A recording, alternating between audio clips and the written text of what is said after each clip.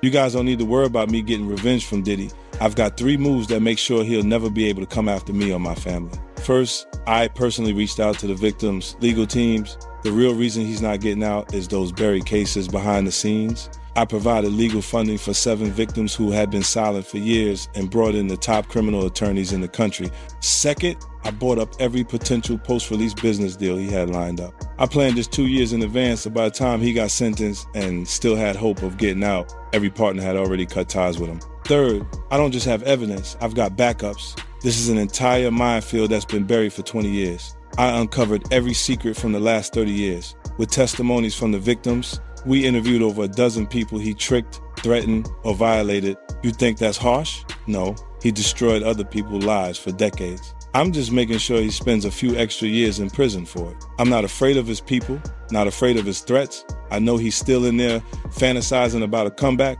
but the truth is, he's never coming back.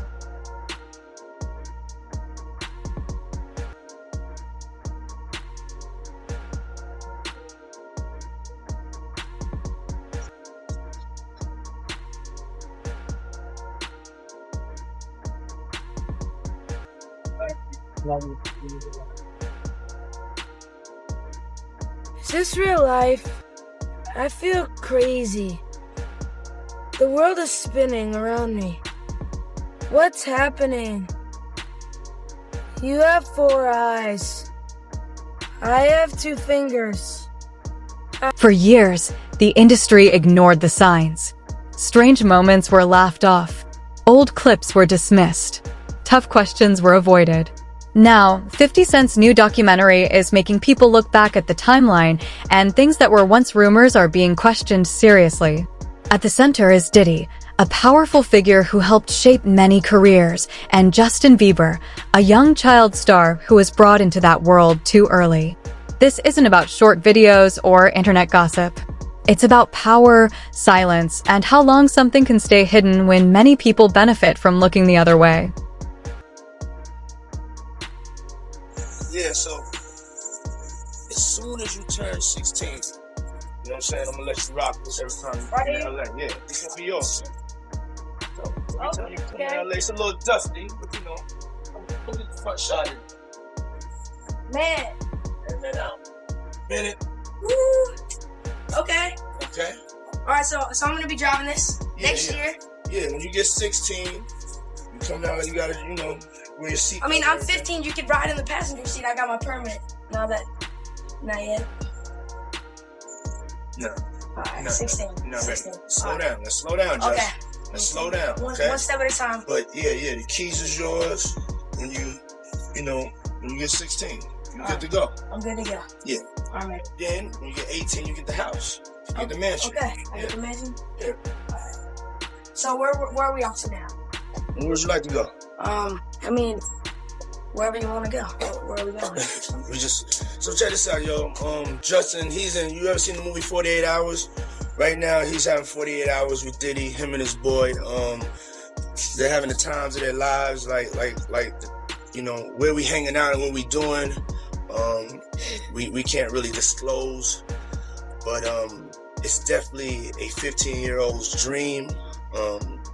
You know, I have been given custody of him. You know, he signed to Usher. He signed to Usher. I had legal guardianship of Usher when you know he did his first album. I did Usher's first album.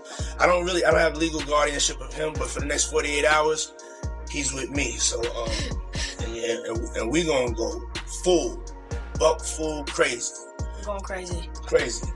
I'm taking this out tonight. What you wanna do? What you wanna do over the next 48 hours? 48 hours. Let's go.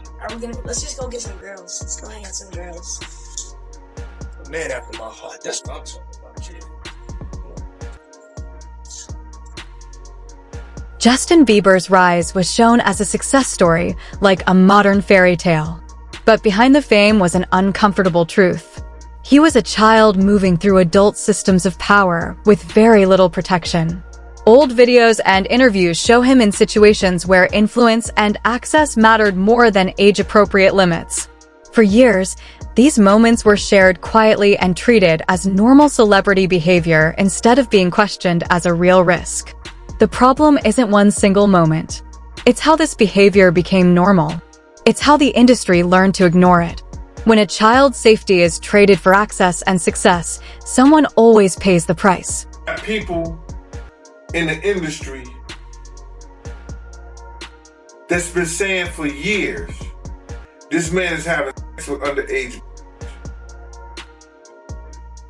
So now the federal government is looking at that like, yo, when is somebody gonna come forward?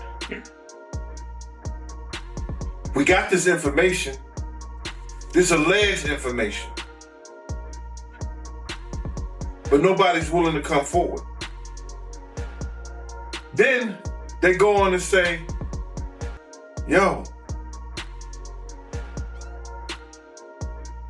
Shakur Stewart mysteriously dead. Supposed to be a self-inflicted wound. Person that had everything going for him in their life. Kim Porter dead. Somebody's car gets blown up.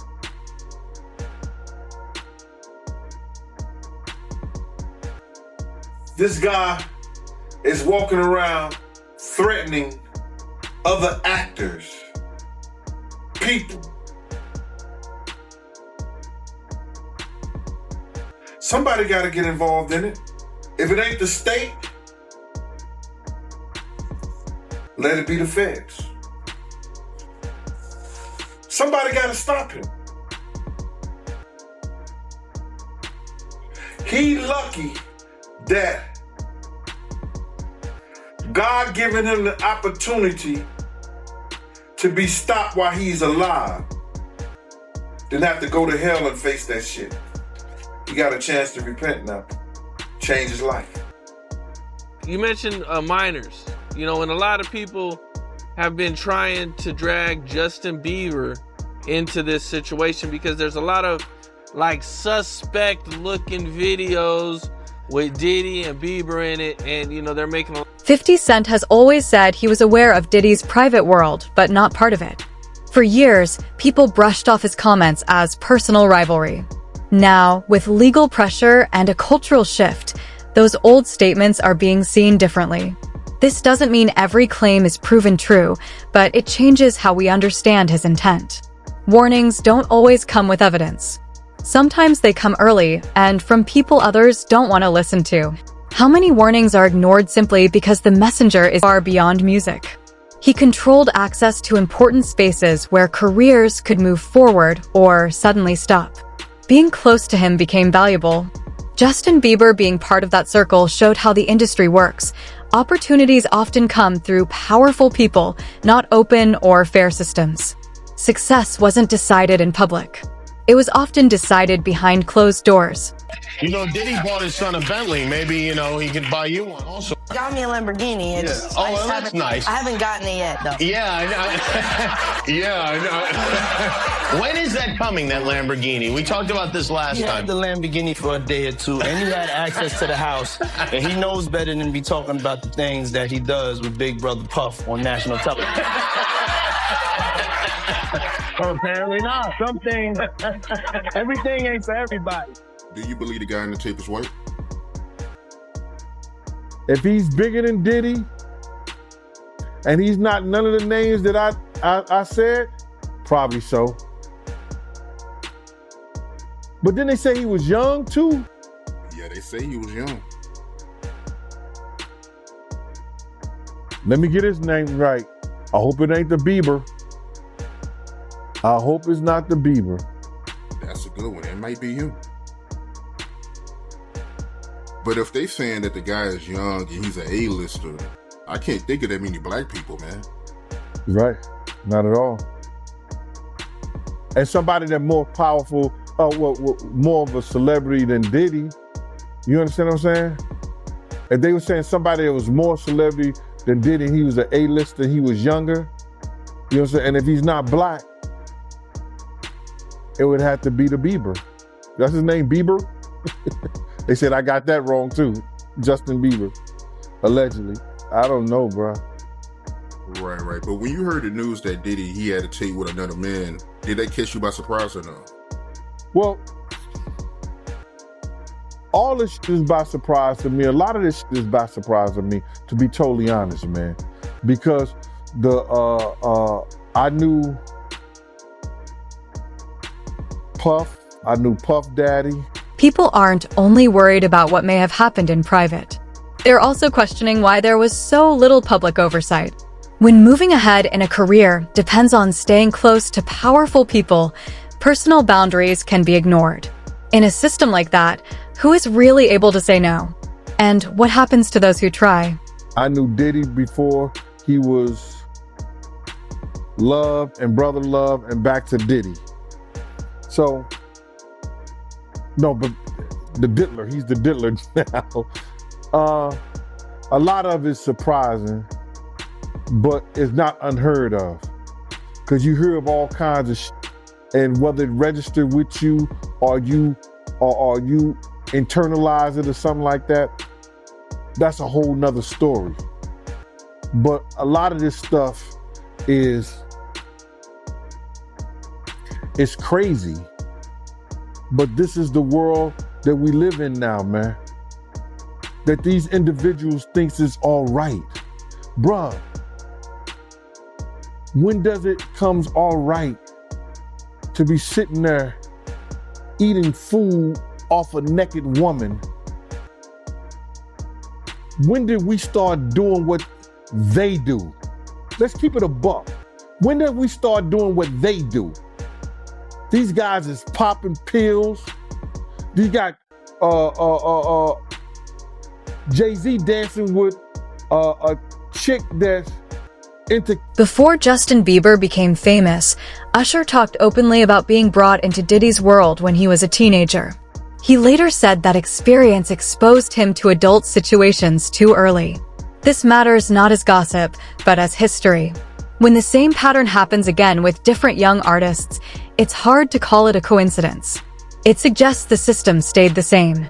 If concerns were known before, why wasn't anything changed to protect the next child? Might make you change your mind. Look at Lil Nas X. He fizzled out fast too. So would you say someone like Justin Bieber is a victim? I just seen he is reportedly selling his whole catalog because he's broke.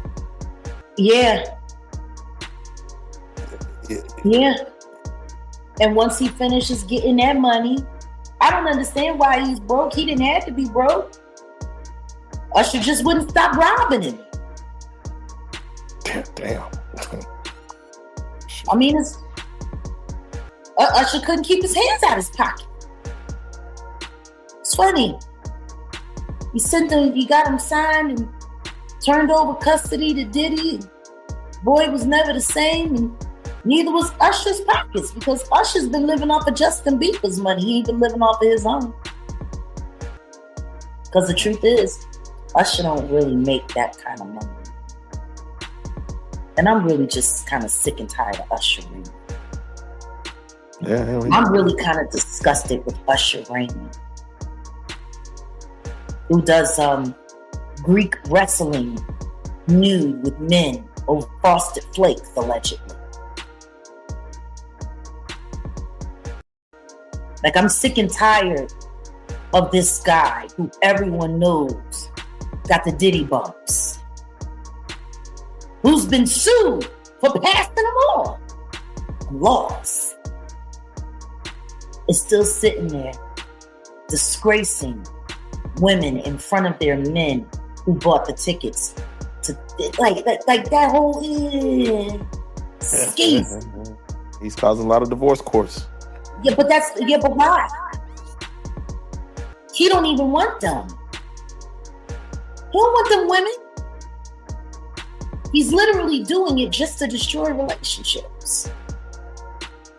As attention on Diddy increased, many celebrities who were once close to him stayed silent. At the same time, 50 Cent spoke even louder. This contrast shows how the industry really works.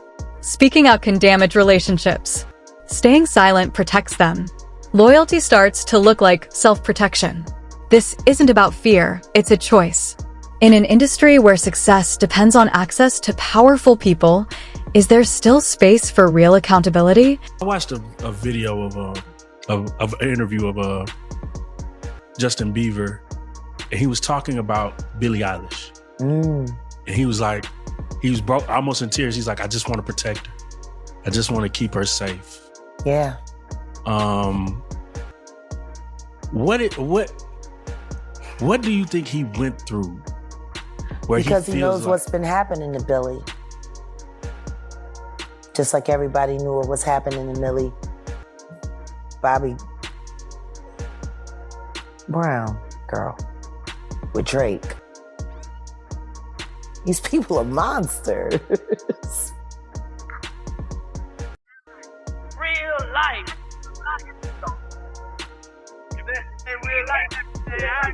It ain't real life. Just say real life street star. You know what time it is.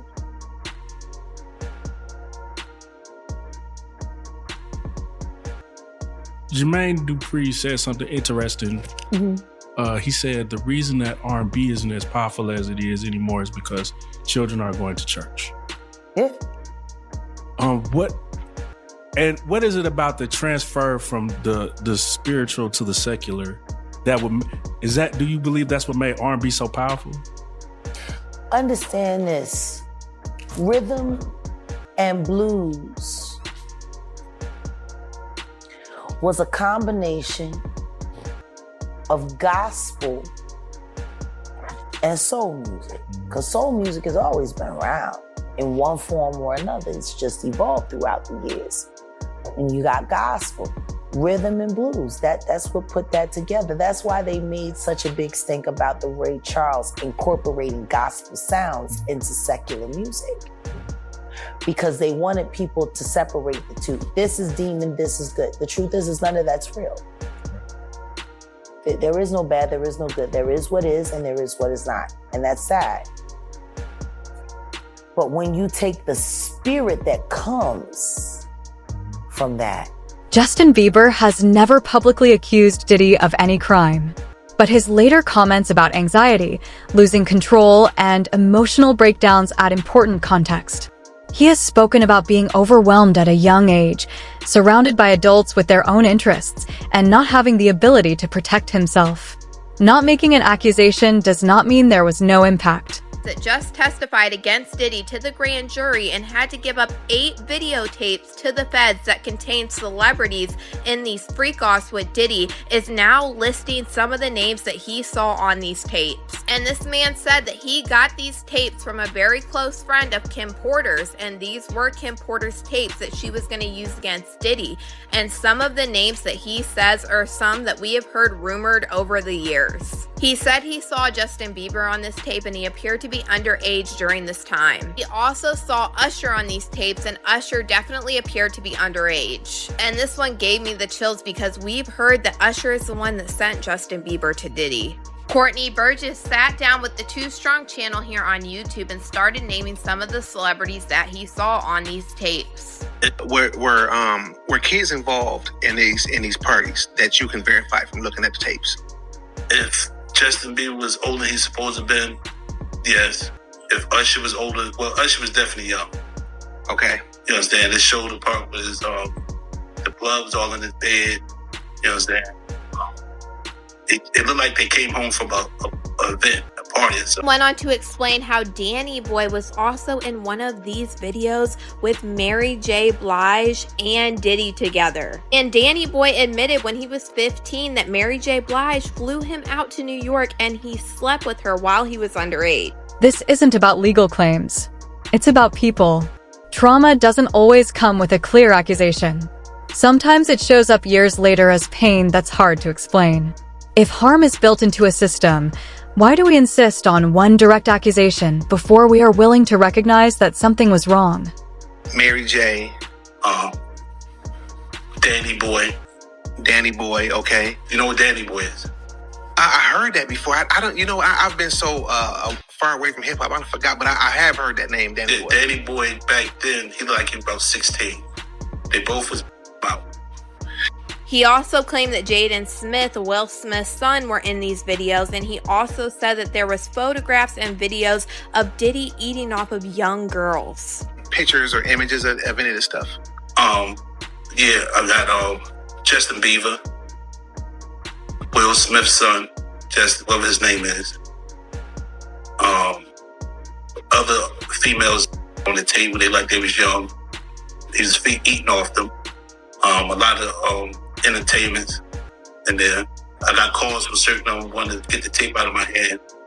And I said, I don't know what you're talking about. And I had said that if this man testified to the grand jury, the feds had to have some reason to bring him in to actually testify against Diddy. But y'all let me know what you guys think about this man naming all of the people on the Diddy tapes in the... When Diddy's situation moved into federal court, the discussion changed. It was no longer just rumors. It became a legal process with charges, filings, and rulings.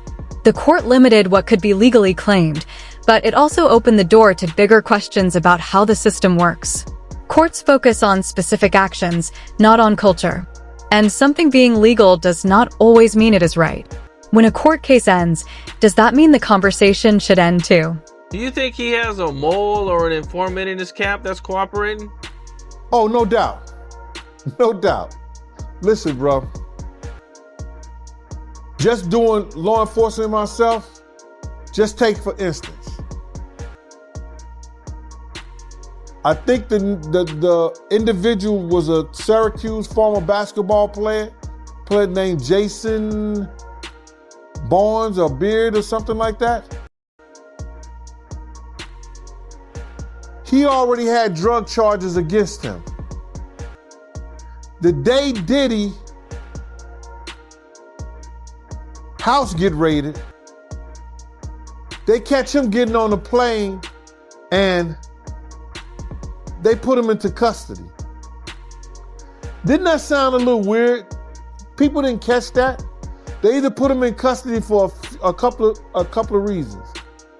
You understand? One, to make a witness out of him, or to safeguard him and protect him for anything that could happen to him, because they had already stated, allegedly, that he was some kind of mule for the people over there at Diddy's house.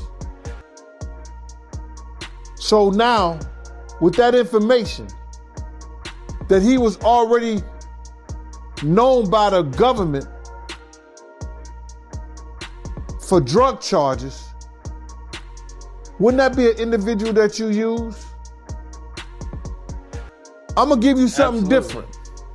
And I'm gonna give you something else that people don't even think. On the other day, I seen on the video that Puff had ran into Justin Bieber. They met up.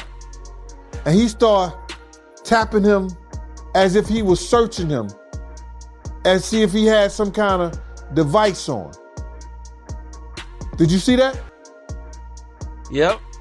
Check this out. What if the federal government have already talked to Justin Bieber? And Diddy did that on tape. That means in his mind, he think this person may be a witness, right? Clip 11. The story of 50 Cent, Diddy, and Justin Bieber shows a bigger truth about how the celebrity world works. Power goes to the top. Risk falls on those below. Accountability comes last. Youth is sold as authenticity. Access is called mentorship. Staying silent is seen as being professional. This isn't about knowing exactly what happened. It's about a system that keeps repeating the same patterns. And when those patterns keep causing harm, shouldn't the system itself be examined?